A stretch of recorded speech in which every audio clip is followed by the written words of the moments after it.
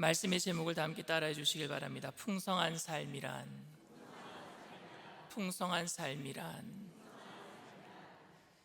얼마 전인 것 같은데 2024년도 1월인 것 같은데요, 유재석 씨와 조세호 씨가 이렇게 나와서 MC 보면서 하는 뉴키즈라는 그런 프로그램 여러분 아시죠?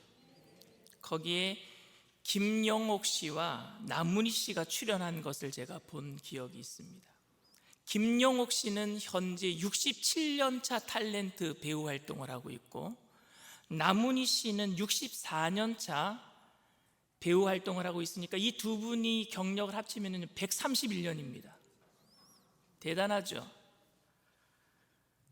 나이가 들어가면서 더욱 연기하는 능력도 커지고, 지금도 타의 추종을 불허하는 그 입담으로 예능까지도 섭렵하면서 많은 사람들에게 웃음과 잔잔한 감동을 주는 두 분을 보면서 제 목회 경력은 세 발의 피구나 하는 생각을 가졌습니다. 저는 올해로 만으로 이제 55세인데 김영옥 씨는 올해 86세라고 합니다. 그 86세의 나이에도 현역으로 일하면서 사람들에게 존경을 받는 것에 대해서 저는 그 나이대에 과연 존경을 받을 수 있겠는가? 86세가 돼서도 내가 과연 설교할 수 있겠는가? 저는 자신이 없습니다. 아내는 저에게 65세 은퇴하래요. 박수 칠 때 떠나라는 말이기도 하고, 또박또박 설교할 수 있을 때까지 목회하라는 말이기도 합니다. 저는 86세까지는 아니지만 교단 헌법이 보장하는 선 안에서 열심히 목회하고 설교하려는 의지는 있는데, 과연 내가 김영옥 씨나 아니면 남은희 씨처럼 나이가 들어가면 점점 연기의 그 스펙트럼도 더 넓어지고 능력도 커지는 것, 그리고 깊어지는 감동을 줄 수 있는 그런 설교자가 될 수 있겠는가 걱정이 앞섭니다. 의지는 있는데 그런 능력이 과연 저에게 있겠는가, 이런 고민은 더 나아지려는 기대보다는 현상이라도 유지하려고 하는 몸부림이라고 여러분들 좀 알아주면 좋겠습니다. 여러분들은 현재 여러분들의 모습에 만족하고 계십니까? 과거와 비교해서 현재 자신의 모습에 지극히 만족하는 분도 어쩌면 계실 것 같습니다. 지금 내가 살고 있는 형편을 보면 옛날보다는 많이 나아졌으니까 좀 만족스럽다라고 생각하는 분들도 계실 것 같습니다. 하지만 대부분 사람들은 현재 자신의 모습에 만족하지 못합니다. 불만족은 여러분, 부족해서 불만족스러운 게 아니라 부족해 보여서 생기는 거예요. 불만족이. 말이 좀 이해가 안 되세요? 불만족은 부족해서가 아니라 부족해 보여서예요. 남들이 보기에는 부족한 것 없어 보이는데 내가 생각하기에는 부족해 보인단 말입니다. 저도 제 현재의 모습이 만족스럽지 못합니다. 그렇다고 제가 욕심이 많은 사람도 아닙니다. 저는 억만장자가 되는 것도 원치 않고 유명한 목사가 되는 것도 원치 않습니다. 물론 지금보다 더 큰 교회 목사가 되는 것도 전혀 원하지 않습니다. 다만 지금보다 제가 조금 시간적인 여유가 좀 더 많았으면 좋겠고, 지금보다도 금전적인 여유가 좀 더 있었으면 좋겠고, 지금보다 내가 좀 더 건강했으면 좋겠고, 지금보다 내가 좀 더 설교 잘했으면 좋겠고. 여기서 문제, 여러분들 뭐가 문제인 줄 알겠어요? 조금 더가 문제예요. 조금 더. 많은 사람들을 우울하고 정작 힘들게 만드는 게 뭔지 아십니까? 조금 더예요. 조금 더. 사람들의 삶을 풍요롭지 못하게 만드는 불만족은 언제나 소유의 넉넉지 못함에서 오는 것이 아니란 말입니다. 부족함은 늘 내 속에 아쉬움을 만들어내요. 약간의 아쉬움.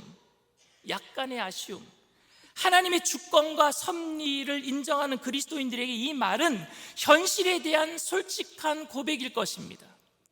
하지만 그래서 현실은 치열한 영적 전쟁을 시작해야 할 곳이기도 합니다. 때로는 너무 버겁고 힘들어서 때로는 약간의 아쉬운 마음이 들어서 쉽게 만족이 안 되는 인생을 살아가는 우리 그리스도인들은 그럼 어떻게 살아가야 할까요? 하나님 앞에서 약간의 아쉬움을 가지고 살잖아요. 그럼 우리는 어떻게 살아가야 되겠습니까? 돈 걱정 안 하고 살면 좋겠다는 분 많이 계시죠? 저도 그래요. 너무 쪼들리다 보면은 돈이 조금만 더 있어도 걱정이 없겠다 싶습니다. 그래서 무엇이든지 구하라, 믿음으로 구하고 조금도 의심하지 말라, 내게 능력 주시는 자 안에서 내가 모든 것을 할 수 있다라는 말씀, 이런 말씀들은 풍성한 삶과 약속의 보장으로 우리가 생각하기도 합니다. 부자가 되고 건강하기 위해서 예수님을 믿는 사람은 없겠지만, 부자가 예수 믿으면 부자가 되고 건강해질 것이라는 기대는 누구든지 다 하고 있잖아요. 하나님을 잘 믿는 사람들은 하나님께서 그 삶을 풍요롭게 하실 것이고, 기도를 열심히 하는 교인들, 그 교회는 하나님께서 부흥시켜 주시고 형통케 해 주실 것이라는 기대는 저도 하고 있습니다.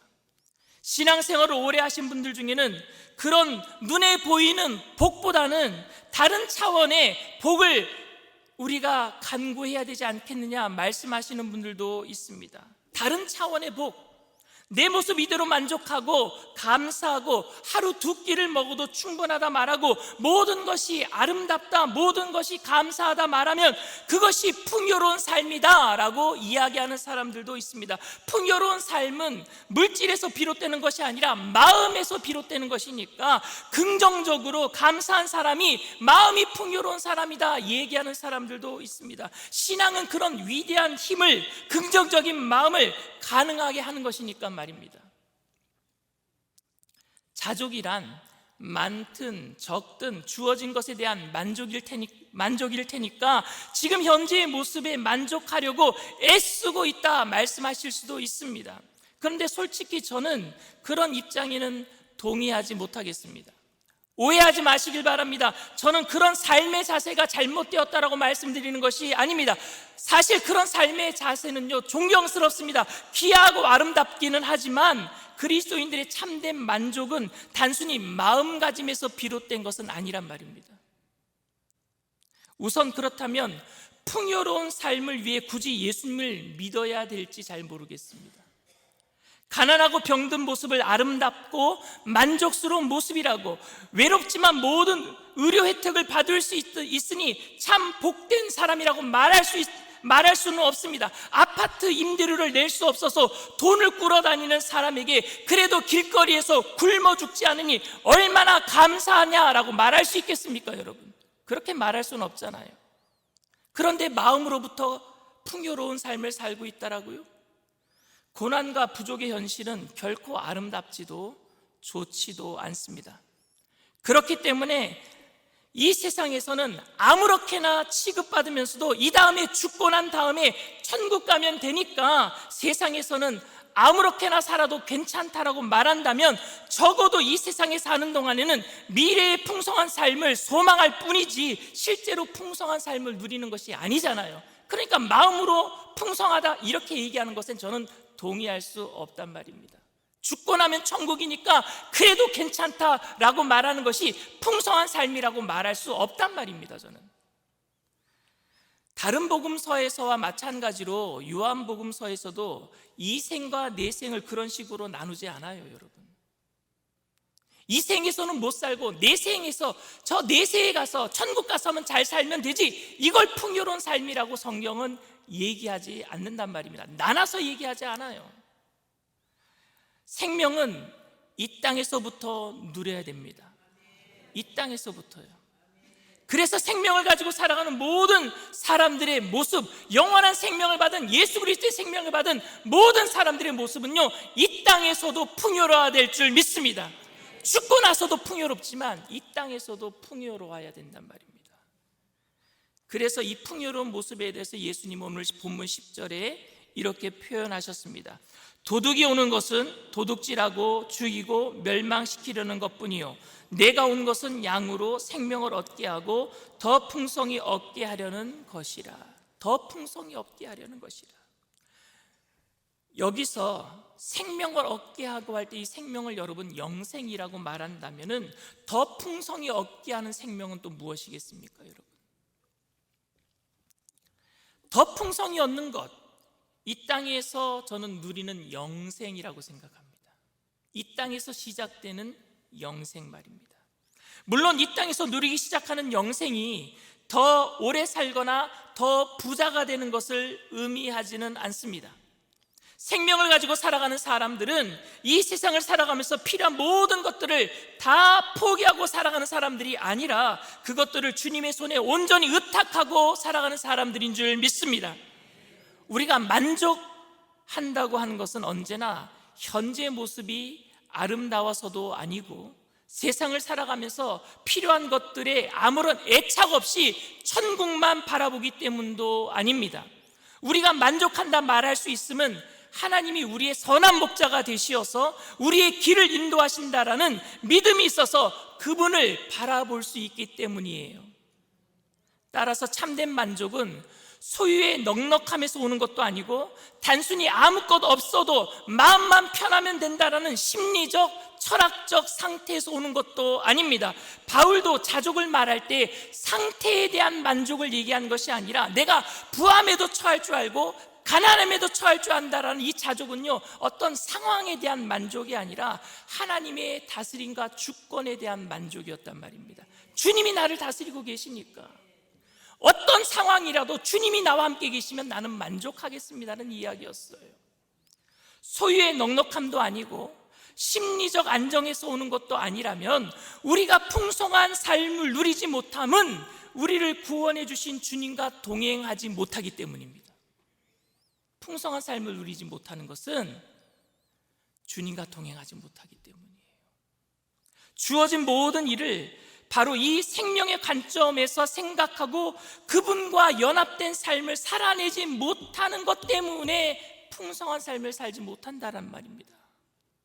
이 말이 여러분 몹시 추상적이라서 손에 잡히지 않을 수 있다는 것을 제가 압니다. 그러나 어쩌면 그 원인은 의미 없는 반복되는 종교적 행위에는 익숙해 있지만 그리스도와 동행하며 그리스도와 연합된 풍성한 삶을 누리는데 익숙하지 않기 때문인지도 모르겠습니다. 어쩌면 우리 중에 그렇게 주님과 동행하는 삶에 대한 간절한 마음으로 시작한 믿음 생활이 점차 그 열정과 기대를 잃어버린 채 형식적인 모습에 익숙해지면서 체념한 상태로 예배드리고 있지는 않습니까? 예배드리면서 영원한 생명을 얻은 그분과 함께 동행해야 될 텐데 체념하는 거예요. 안 되니까 체념하는 거예요. 풍성한 삶을 살지 못하니까 체념하는 거예요. 저는 이 부분에 대해서 날마다 영적인 싸움을 하고 있어요. 풍성한 삶을 오늘도 내가 누려야 되기 때문에. 시편 23편 1절의 말씀처럼 푸른 초장 쉴만한 물가에 있는 양들이 풍성한 삶을 사는 것이 아니라 가파른 절벽과 그 언덕을 내려가는 중에 손을 뻗어서 양을 잡으려는 목자와 그 양을 낚아채려고 하는 솔개가 날아가고 있는 그 위험한 지경에서 그 양이 목자를 쳐다보고 있는 그 삶을 저는 풍요로운 삶이라고 생각합니다. 이게 이 세상이잖아요. 이게 이 세상이잖아요. 내가 온 것은 양으로 생명을 얻게 하고 더 풍성히 얻게 하려라는 말씀하신 주님이 그 다음에 하신 말씀을 여러분 주목해 보게 되기를 바랍니다. 11절 12절 말씀입니다. 나는 선한 목자라. 선한 목자는 양들을 위하여 목숨을 버리거니와 삭구는 목자가 아니요 양도 제 양이 아니라 이리가 오는 것을 보면 양을 버리고 달아나나니 이리가 양을 물어가고 또 해치느니라. 14절 말씀입니다. 나는 선한 목자라. 나는 내 양을 알고 양도 나를 아는 것이 아버지께서 나를 아시고 내가 아버지를 아는 것 같으니 나는 양을 위하여 목숨을 버리노라. 주님이 우리의 선한 목자가 되시지만 양이 지금 처한 현실은요, 푸른 초장에 누워서 쉴만한 물가에 누워서 풀을 뜯고 있는 것이 아닙니다. 양의 현실은 뭐예요? 싹군이 있고 양의 현실은요, 이리가 노리고 있는 현실이란 말입니다. 위험이 도사리고 있어요. 속임수가 있습니다. 그러니까 여러분, 이 세상에서 우리가 믿음 지키는 게 얼마나 힘든지 모릅니다. 푸른 초장 실만한 물가면은요, 믿음 지키기 편해요. 주님 바라보는 거 편합니다. 그런데 우리가 사는 세상이 절벽이란 말입니다. 솔개가 날아다녀요. 이리가 있어요. 사꾼이 우리를 속이려고 합니다. 믿음이 없어서가 아니라 우리의 삶이 버겁기 때문 아닙니까? 우리의 삶이 이렇게 힘들기 때문 아닙니까? 이런 상황에서 생명을 얻고 더 풍성히 얻게 하려고 왔다라는 주님의 말씀을 여러분 어떻게 이해해야 될까요? 성도들이 이 땅에서 누리는 풍성한 삶이란 잔잔한 시냇가와 푸른 초장에서 누리게 되는 것이 아닙니다. 물론 어느 때에는 그렇게 쉬어가는 때도 있을 거예요. 어느 때는 우리의 삶이 편안해질 때도 있을 겁니다. 그런데 우리의 삶은요, 대부분이 어떠냐? 풍성한 삶은 사꾼이 우리를 속이려고 하는 것이고, 자기 목숨을 버리신 선한 목자가 그 상황에서도 우리를 인도하시는다는 것을 우리가 알고 그분을 바라보는 것이 풍성한 삶인 줄 믿습니다. 주님이 우리의 방패가 되어주신단 말입니다. 우리를 지켜주신단 말입니다. 아골골짜기를 지날지라도 주님께서는 지팡이와 막대기로 우리를 안위하시는 줄 믿습니다. 넘어지지 않는다는 말이 아니에요. 위험이 없다라는 말이 아닙니다. 선한 목자가 곁에 있어서 안심이 된다라는 말이 풍성한 삶인 줄 믿습니다. 나는 양을 위해 목숨을 버리노라. 말씀하신 대로 주님은 우리를 위해서 목숨을 버려주셨어요. 그래서 우리에게 영원한 생명을 주셨습니다. 그뿐만이 아닙니다. 주님은 그렇게 우리를 사랑하심으로 이 땅에서 고독과 고독의 삶을 살아가는 동안에도 우리가 결코 혼자가 아니며 하나님이 끝까지 지키시며 함께 하실 것이라는 하나님의 사랑을 십자가를 통해서 확증해 주신 줄 믿습니다. 그리고 그 사랑과 보호의 확신으로 이 땅에서 우리로 하여금 새 삶을 시작하게 하신 거예요. 예수를 믿을 때 보라, 이전 것은 지나갔으니 새 것이 되었도다. 풍성한 삶을 살아갈 수 있도록 주님을 바라보게 만드셨다는 이야기입니다. 하나님이 우리와 함께 하시고 우리를 사랑하셔서 우리의 삶의 목적과 의미를 완전히 바꿔놓으셨어요. 이 땅이 전부가 아니라 천국을 바라보게 하시고 예수님과 함께 이 땅을 살아가는 동안에 동행하게 하셨어요. 풍성한 삶이란 다 가져서 생기는 것도 아니고 문제가 다 해결되어서 생기는 것도 아닙니다. 또한 조금 더 비교적으로 나은 형편에 내가 남들보다 좀 낫다라는 생각으로, 내 생각으로 생겨지는 것도 풍성한 삶이 아닙니다. 소유도 삶도 어차피 다 헛되다 내려놓음에서 생기는 것도 풍성한 삶이 아닙니다. 사망한 음침한 골짜기를 지날지라도 해를 두려워하지 아니하고 까마귀가 날라다 주는 양식으로 연명하듯 아침마다 하늘을 바라보아야 하는 삶일지라도 소망 중에 기다릴 수 있도록 만드는 것은 하나님의 사랑의 확증, 예수 그리스도 때문인 줄 믿습니다. 예수님이 지금 우리의 목자가 되신단 말입니다. 그 위험한 지경에도 우리에게 손을 뻗고 계셔요. 제가 이해하는 풍성한 삶이란 밤이면 늑대 울음소리가 들려서 두렵고 낯선 발자국 소리에 길을 세워야 하는 연약함 속이 있더라도 목자의 눈길을 바라볼 수 있어서 안심스러운 그런 여유 속에서 풀을 뜯어먹는 긴장이라고 저는 생각을 해요. 긴장감이 있잖아요. 주님은 제자들에게 자신이 떠나면 보혜사 성령을 보내어 성령님께서 함께해 주실 것이라고 하셨어요. 근데 여러분, 성령이 오시면 어떤 역할을 하세요? 예수님을 생각나게 하셔요. 예수님이 생각나게 하시니까 성령님이 오셔서 예수님 생각나게 하심으로 예수님 바라보게 하시니까 그래도 우리가 이겨내게 하실 줄 믿습니다. 그래도 이겨내게 하시는 거예요. 그래서 세상의 모든 삶의 어려움을 이겨내는 겁니다. 우리가 여러분 주일마다 예배를 드리고 수요일마다 성경 공부를 하고 금요일마다 성령 대망회를 하고 새벽 예배 때마다 예배를 드리는 것도 바로 성령 받고 예수님을 생각하기 위함이에요. 예수님을 바라보기 위함입니다. 형통과 부함에도 그 소유로 만족하지 않고 가난과 약함에도 좌절하거나 낙심하지 않을 수 있는 이유는 우리의 관심이 주님께 있기 때문이에요. 주님을 바라보기 있기 때문입니다. 하는 일이 잘 안 되는데 여러분 왜 걱정이 안 되겠습니까? 장사도 잘 안 되고 학교 수업에 학생들이 진전이 없는데 왜 불안하지 않겠습니까? 내가 생각하는 모습과는 아주 멀게 허송세월하는 것 같은데 왜 초조하지 않겠습니까? 가파른 절벽 앞에서 발을 내디딜 수 없이 머뭇거리면서 떨고 있는 그 모습이 꼭 목자를 못 믿어서가 아니지 않습니까? 그런데도 목자를 보면은 여유가 생기고 힘이 생긴단 말입니다. 예수님을 보면 그래도 힘이 생긴단 말입니다. 몹시 아파서 제자리를 빙빙 돌며 어쩔 줄 몰라 하다가도 목자의 눈을 보고 손길을 느껴지면 차분해진단 말입니다.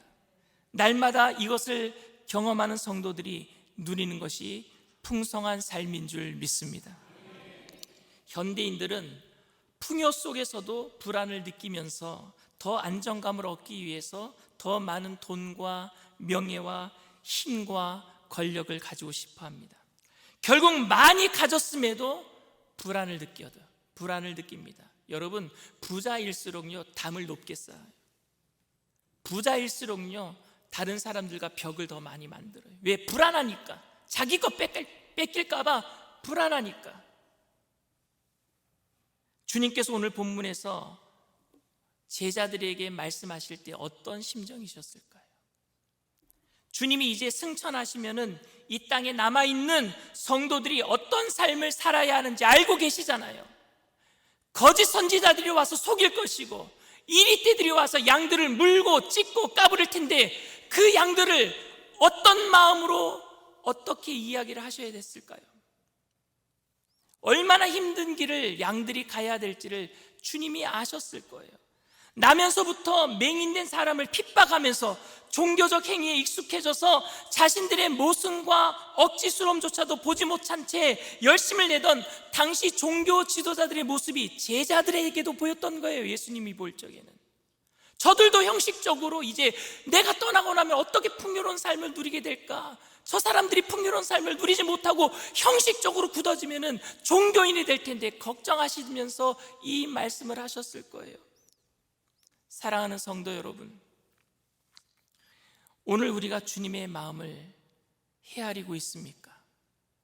혹시 당시 종교 지도자들의 열심에 가까운 그런 열정을 가지고 종교적인 열심으로 풍요로운 삶을 누리지는 못한 채 천연만체 오늘 예배 자리에 참석하고 있지는 않습니까? 목사가 예수의 이름으로 목회에 성공하고 인품이 뛰어나서 사람에게 인정과 존중을 받고 수입이 많아서 노후에 걱정 없이 편안하게 살 수 있으면 풍성한 삶을 살 수 있겠다라고 여러분 말해서 되겠습니까? 그래서는 안 되잖아요. 그렇게 말할 수 없고 여러분들도 그렇게 말해서는 안 되는 것 아닙니까? 예수 그리스도를 누리는 삶이 풍성한 삶입니다. 예수 그리스도를 누리는 삶, 무엇을 해서도 아니고 무엇을 소유해서도 아닌 우리를 위해 이 땅에 오신 예수 그리스도의 주 되심을 누릴 수 있는 관계, 자녀됨이 풍성한 삶입니다. 하나님이 아버지가 되시고 내가 자녀된 그 관계를 누리는 것이 풍성한 삶입니다.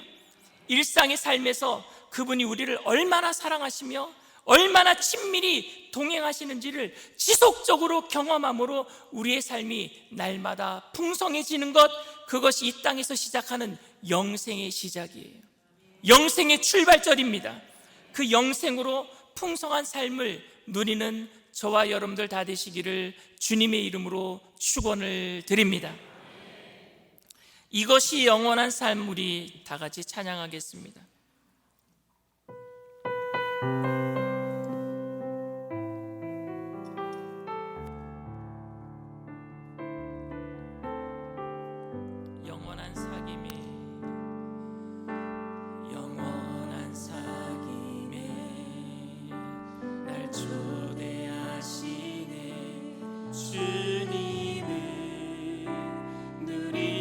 사는 것 날 지으신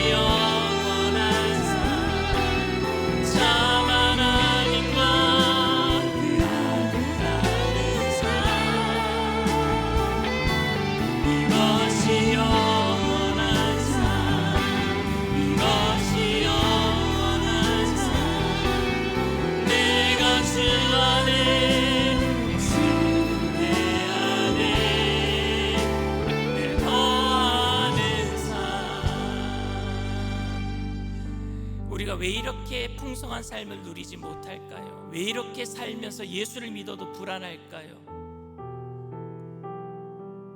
그 이유는 뭐냐? 내가 아직도 주인 되었기 때문에 그래요. 내가 주인이 되는 죄가 바로 선악과를 따먹은 거예요. 하나님이 내 위에 있는 게 싫어요. 그래서 나도 하나님처럼 되려고 선악과 따먹은 거예요. 내가 주인이 된 거예요. 사사기를 보면은요, 당시에 왕이 없었으므로 자기 소견대로 행하였더라. 왕이 왜 없습니까 여러분? 하나님이 계시는데 자기가 생각하는 자기 위에 왕이 없은 거예요. 아이들이 언제부터 불안한 줄 아십니까? 독립하면서부터 불안해. 왜? 자기가 이제 자기의 생을 책임져야 되니까. 우리가 주님의 자녀가 되면 주님이 다 책임져 주실 줄 믿습니다. 그게 풍성한 삶이란 말입니다. 그러니 내가 주인된 모든 것들을 다 내려놓고 주님께 의탁하는 거예요. 맡기는 거예요. 수고하고 무거운 짐진 자들아 다 내게로 오라. 내가 너희를 쉬게 하리라. 쉰다는 의미는 주님께 맡긴다라는 의미입니다.